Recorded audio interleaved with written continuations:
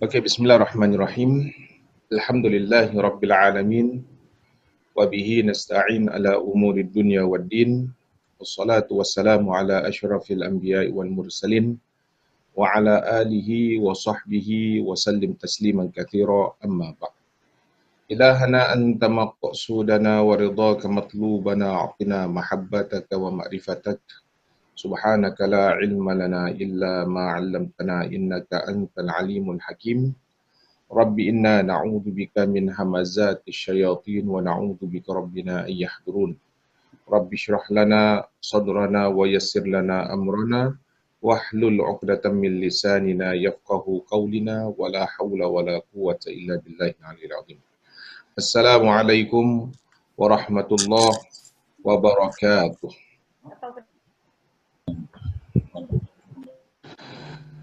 Ila hadratin Nabi Mustafa Rasulullah sallallahu alaihi wa alihi wasallam wa ala alihi wa sahbihi ajma'in. Syai'un lillahi lahumul Fatihah. A'udzu billahi minasyaitonir rajim. Bismillahirrahmanirrahim. Alhamdulillahi rabbil alamin arrahmanir rahim maliki yaumiddin. Iyyaka na'budu wa iyyaka nasta'in. Ihdinas siratal mustaqim. Siratal ladzina an'amta 'alaihim ghairil maghdubi 'alaihim waladdallin. Amin. Alhamdulillah, syukur kita pada Allah Subhanahu wa taala pada pagi yang penuh dengan barakah ini. Alhamdulillah, sama-sama kita dapat berkumpul dan dapat bersua untuk mendekatkan diri kita dalam majlis ilmu yang di mana saya diamanahkan dan diminta oleh pihak Masjid Al-Istighfar, khususnya Ustaz Nazih. Semoga Allah Ta'ala berkati hidup beliau. Dia minta saya beberapa kali untuk memberikan rakaman pengajian tafsir yang saya diamanahkan untuk menyampaikan tiap-tiap hari Jumaat selepas solat subuh. Tetapi pasal keadaan tidak mengizinkan untuk saya nak untuk para asatidzah untuk menyampaikan kuliah di masjid tersebut. Jadi ini satu inisiatif, beliau minta saya untuk adakan rakaman. Mudah-mudahan ini dapat dimanfaatkan, dapat didengar oleh para jamaah, khususnya para jamaah Majlis Istighfar dan secara umumnya kepada anda semuanya di rumah maupun di ruangan FB. Jadi mudah-mudahan dengan kuliah kita pada pagi yang penuh dengan barakah ini, insya-Allah Allah berikan keberkatan, Allah berikan kita hidayat, Allah berikan kita petunjuk, Allah memberikan kita taufik, dan mudah-mudahan dengan apa yang kita belajar, kita dapat amalkan apa yang kita pelajari. Bukan hanya untuk amalkan apa yang kita pelajari dan dapat kita mengajarkan pada mereka yang sangat memerlukan. Mudah-mudahan insya-Allah. Amin. Ya Rabbal Alamin. Baik tuan-tuan, puan-puan, dirahmati Allah, para penonton dirahmati Allah Subhanahu wa taala. Baik, kuliah kita insya-Allah kita akan adakan kuliah ini berterusan secara bersiri insya-Allah, dan kita akan mempelajari dan mendalami berkenaan dengan tafsir surah Al-Fatihah sebagai permulaan pengajian kita. Tapi sebelum tu kita ada beberapa mukaddimah, beberapa mukaddimah di mana sekiranya anda dapat mendalaminya, tentu insya-Allah mudah-mudahan kalau kita mempelajari tafsir surah Al-Fatihah ni, subhanallah, dia mempunyai suatu fadilat yang sangat besar. Satu kelebihan yang sangat besar. Oleh kerana itu, kenapakah surah Al-Fatihah ni, walaupun dia bukan awal surah yang diturunkan, tetapi dia diletakkan yang pertama. Ianya diletakkan yang pertama sekali dalam Al-Quran. Dan dianggap dan dijadikan sebagai ummul kitab. Apa makna ummul kitab? Ibu segala kitab, ibu segala surah. Ya, surahnya tak panjang, pendek sahaja, tetapi dia menjadikan suatu bacaan yang penting dalam solat. Ya, dalam solat kalau kita tak membaca surah Al-Fatihah, berarti kita tidak akan dapat pengesahan daripada Allah Subhanahu wa taala. Solat kita tidak sah. La salata liman lam yaqra bi Fatihatil Kitab. Tidak sah sembahyang seseorang itu, bukan dinamakan solat seseorang itu kalau tidak dibaca dengan surah Al-Fatihah. Nanti kita akan belajar tentang kelebihan dan fadilatnya. Sebagai mukaddimah, saya nak menyampaikan kepada anda tentang faedah. Apakah faedah sebenarnya dalam kita mempelajari ilmu tafsir? Dalam kita mempelajari ilmu tafsir ni tuan-tuan, ada beberapa faedah yang dinyatakan oleh para alim ulama. Antaranya, kalau kita lihat ilmu tafsir yang kita belajar ni tuan-tuan, dia merupakan salah satu daripada seni ilmu-ilmu Al-Quran. Dan kalau kita lihat dalam Al-Quran ni, Allah lahirkan bukan berpuluh, malah ratusan ilmu pengetahuan. Malah boleh kata sampai ribuan ilmu pengetahuan. Kalau orang nak mendalami ilmu duniawi, silakan kaji Al-Quran, awak akan dapat ilmu duniawi. Kalau awak nak ilmu ukhrawi, silakan dengan ilmu ukhrawi juga awak akan dapat pengetahuannya. Dan kalau awak nak dapat ilmu apa saja, ilmu sains, ilmu biologi, ilmu fizik, ilmu astronomi, semuanya ada di dalam Al-Quran. Sebab itu kalau kita lihat, walaupun Quran senaskah saja, tetapi dia punya pengisian dia bila kita dalami tafsirannya, apalagi kita dalami terjemahan, apalagi kita dalami tafsiran dia. Subhanallah, sampai ulama mengarang kitab berjela-jela, tuan-tuan. Berpuluh-puluh jilid kitab ulama menafsirkan apa yang terkandung daripada ayat-ayat suci Al-Quran. Jadi oleh kerana ilmu tafsir ni salah satu daripada seni ilmu Quran. Dan kita sebenarnya telah kita ketahui dalam Quran ini ada beberapa seni yang kita kena tahu. Umpamanya, ilmu Quran melahirkan ilmu tajwid. Sehingga orang nak menghalusi ilmu tajwid, mesti nak baca Quran, mesti nak baca dengan dalam keadaan bertajwid. Kena halusi makhrajnya, kena menghalusi sifatul hurufnya. Mendalami tajwid Al-Quran supaya kita dapat membaca dengan baik. Di dalam kitab Ihya Ulumuddin, dalam satu hadis yang diriwayatkan oleh Imam Anas bin Malik radhiyallahu anhu, di mana Rasulullah pernah bersabda, "Rubba talil Quran, rubba talil Quran, wal Quran yal'an." Berapa banyak orang yang baca Quran? Berapa banyak orang yang membaca Al-Quran itu, sedangkan Quran itu melaknatinya.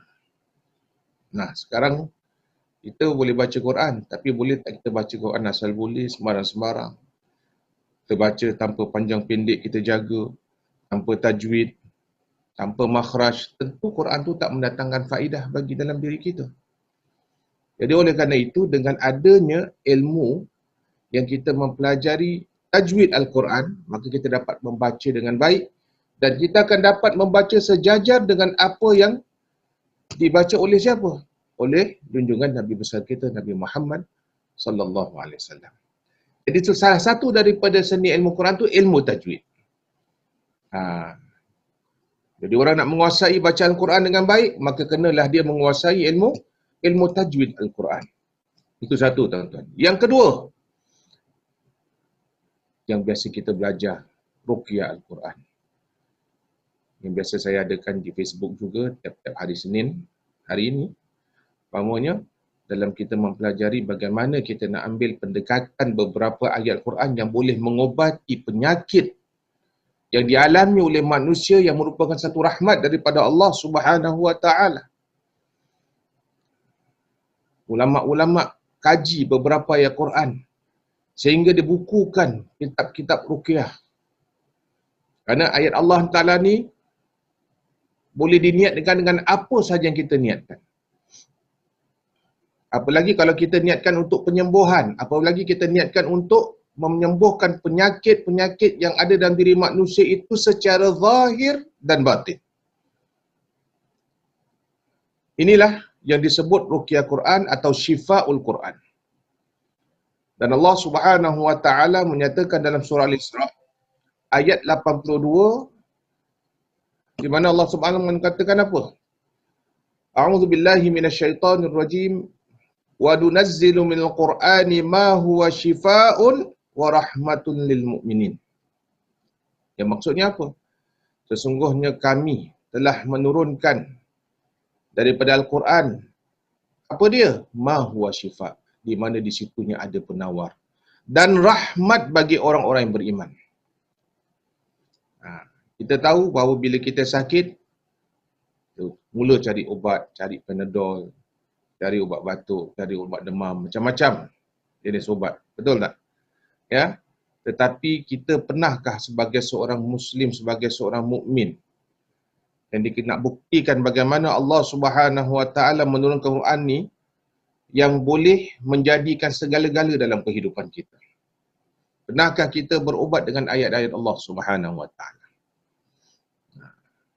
Jadi kalau kita tak pernah terfikir bagaimana dulu para sahabat, bagaimana Rasulullah dan juga orang-orang soleh zaman silamnya yang belum ada kedoktoran secara rasmi, kita tak pernah terfikir ke takkan mereka tak pernah mengalami penyakit? Akan mereka tak pernah sakit dalam hidup mereka? Tentu saja mereka pernah sakit, mereka pernah mengalami penyakit yang mereka alami itu tadi. Dan tentunya daripada apakah mereka dapatkan penawarnya? Bukan semestinya semuanya daripada obat-obatan. Tetapi kadang-kala mereka menggunakan ayat-ayat Allah Subhanahu Wa Taala. Jadi kalau kita belajar tentang ayat ruqyah ni, baru kita faham tentang bagaimanakah kita dapat menggunakan sesetengah daripada ayat-ayat Allah Subhanahu Wa Taala yang boleh menyembuhkan berbagai penyakit, sama ada penyakit secara zahir maupun penyakit secara batin, luar dalam. Itu ulama menganggap Quran juga boleh melahirkan satu seni ilmu yang dinamakan ilmu ruqyah Al-Quran. Itu yang kedua. Yang ketiga, salah satu daripada seni ilmu Al-Quran, iaitu di mana kita dapat mempelajari dan mendalami apa dia? Tarannum Al-Quran. Tarannum Al-Quran iaitu bagaimana kita dapat menghiasi suara kita dalam kita membaca ayat-ayat Allah Subhanahu Wa Taala. Biasanya kita tunjukkan potensi suara kita ni dengan menyanyi lagu-lagu yang menghiburkan kita. Lagu jiwa-jiwa lah. Ya, lagu-lagu cinta, lagu putus cinta, ya, lagu apa-apa sajalah. Lagu Hindustan tuan-tuan, lagu Melayu, lagu Korea, wah, semua orang semua niat dengan lagu-lagu, nyanyi-nyanyian. Tetapi itu semua adalah nyanyian-nyanyian yang berunsurkan kelalaian. Padahal Allah Subhanahu Wa Taala sebenarnya menjadikan suara kita yang merdu ni tujuannya yang utamanya untuk kita baca Quran.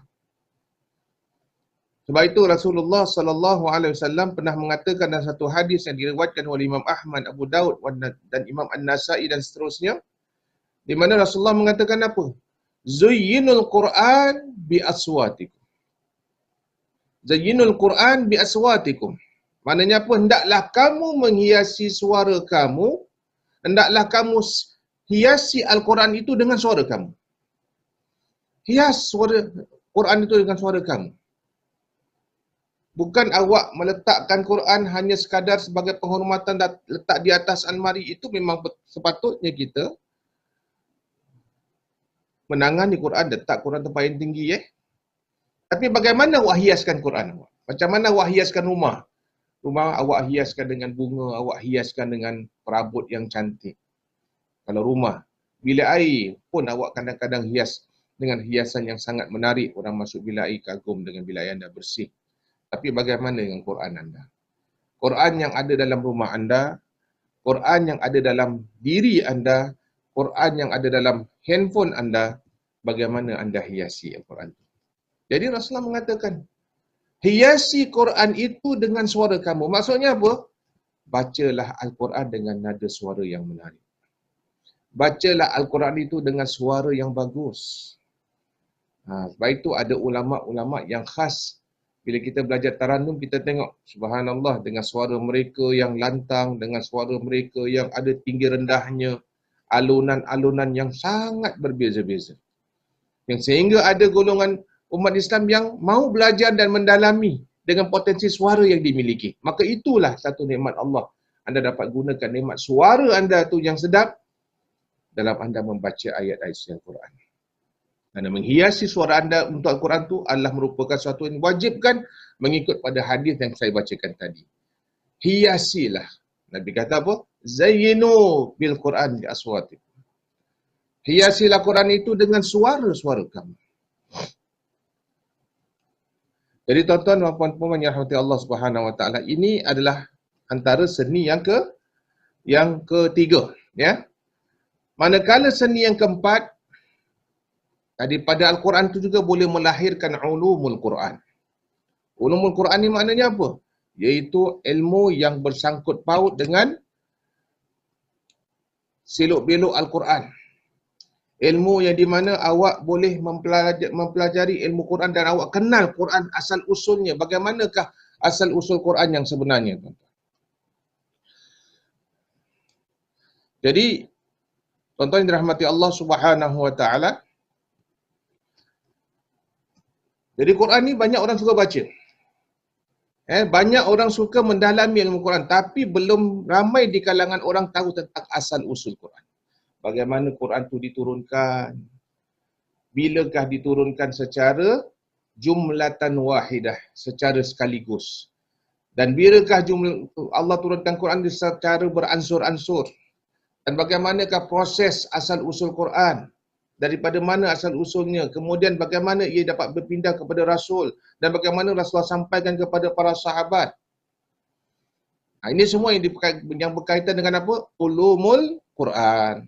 Iaitu ilmu-ilmu yang berkaitan dengan sejarah Al-Quran dan selok-belok Al-Quran dalam kita mengenali apa istilah-istilah yang digunakan dalam tafsir Al-Quran, apa yang berkaitan Quran tu. Itulah namanya ulumul Quran. InsyaAllah satu hari kita boleh belajar dalam bab ni secara terperinci.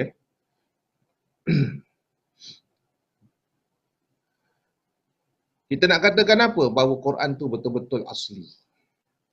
Bila kita belajar ulum Quran, anda akan anggap bahawa Quran tu macam mana keaslian Quran tu kalau dibandingkan dengan kitab-kitab yang pernah Allah Ta'ala turunkan macam kitab Zabur, kitab Injil, kitab Taurah. Ya tidak?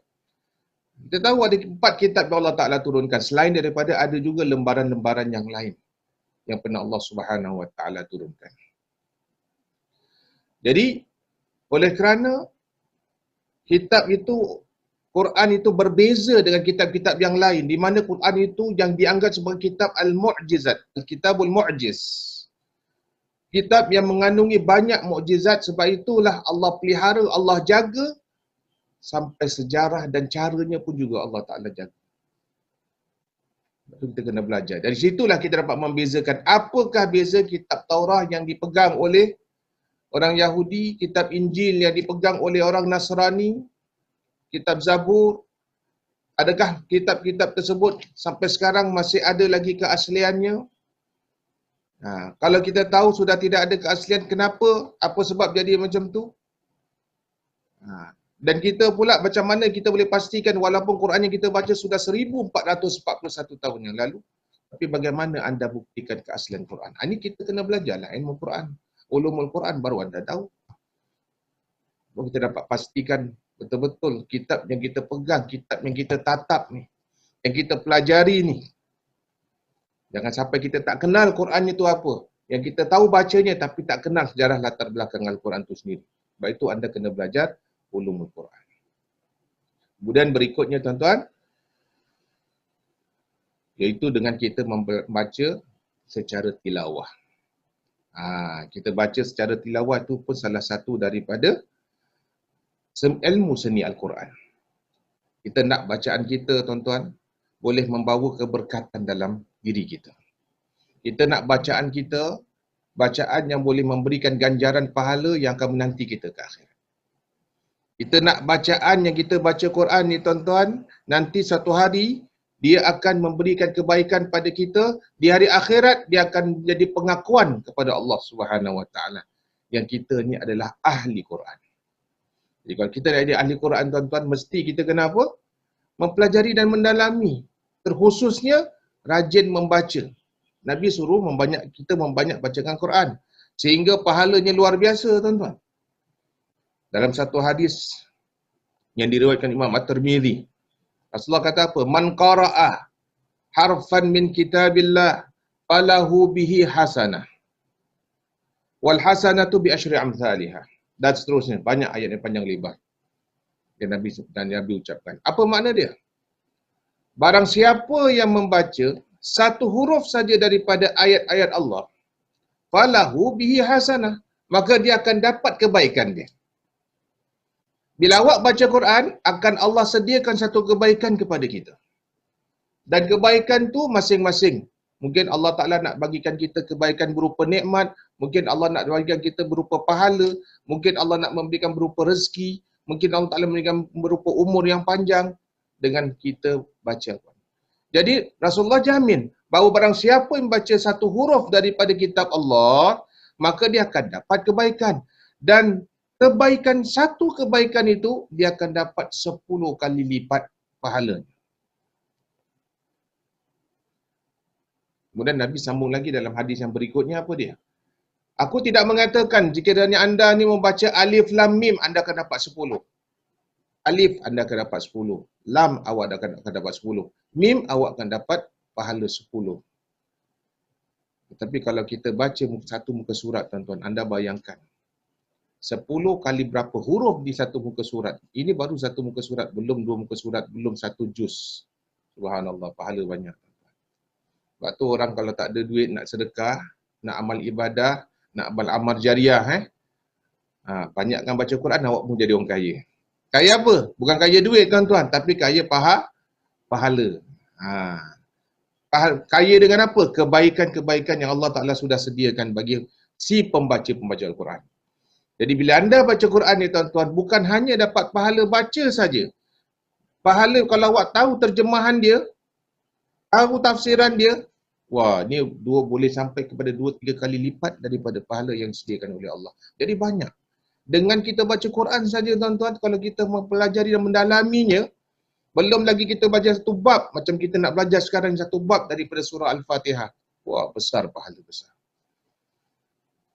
Lepas tu kalau kita nak kaya ke akhirat ini, tuan-tuan, senang saja. Maka dengan adanya kita mendekatkan diri dengan ayat-ayat Allah Subhanahu Wa Taala, sebab dia ni, yang saya katakan seni ilmu Quran tu, dia ni pelbagai.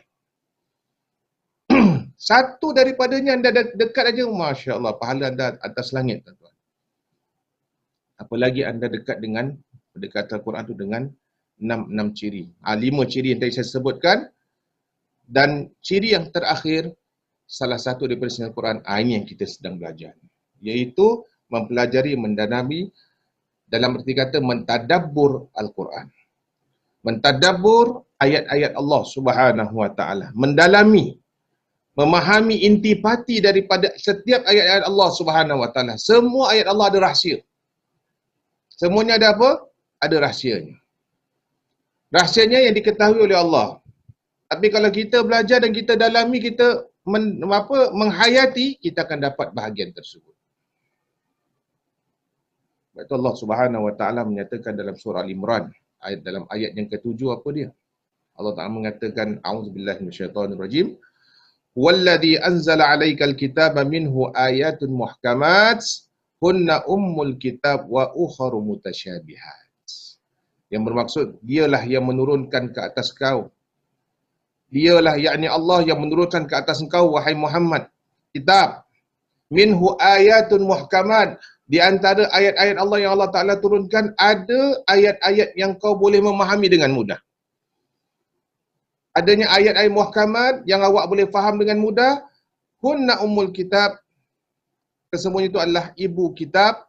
Wa ukharu mutasyabihat. Dan ada ayat-ayat Allah yang perlu mengambil jalan penafsiran. Ada ayat-ayat Allah yang perlu dikaji. Ada ayat-ayat Allah sebahagiannya yang tak boleh ditafsirkan. Hanya Allah Ta'ala saja yang tahu.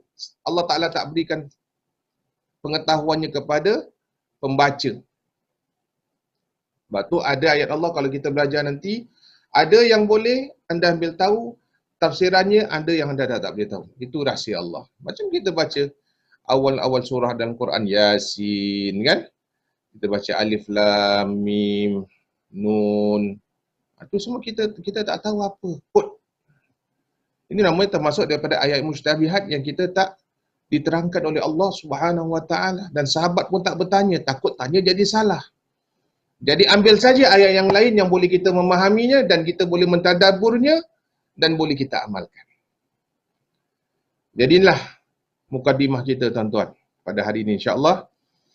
Nanti kita jumpa lagi pada lain kesempatan, insya-Allah. Sebab perbincangan kita ini hanya dihadkan sebenarnya 20 minit saja. Nanti insya-Allah kita akan sambung lagi pada masa akan datang, insya-Allah. Ya, pada minggu depan pada waktu yang sama kita akan sambung lagi mukadimahnya, sebab mukadimahnya ada beberapa fakta yang saya nak terangkan kepada anda, baru kita akan masuk dalam awal surah Fatihah. Mudah-mudahan Allah Ta'ala memberikan kita taufik, Allah memberikan kita hidayat, sentiasa memberikan kita semangat untuk dekatkan diri kita pada majlis ilmu, dan mudah-mudahan Allah sentiasa memberikan kita petunjuk sehingga menjadikan diri kita orang yang soleh, yang beriman, yang bertakwa, insya-Allah. Amin ya rabbal alamin.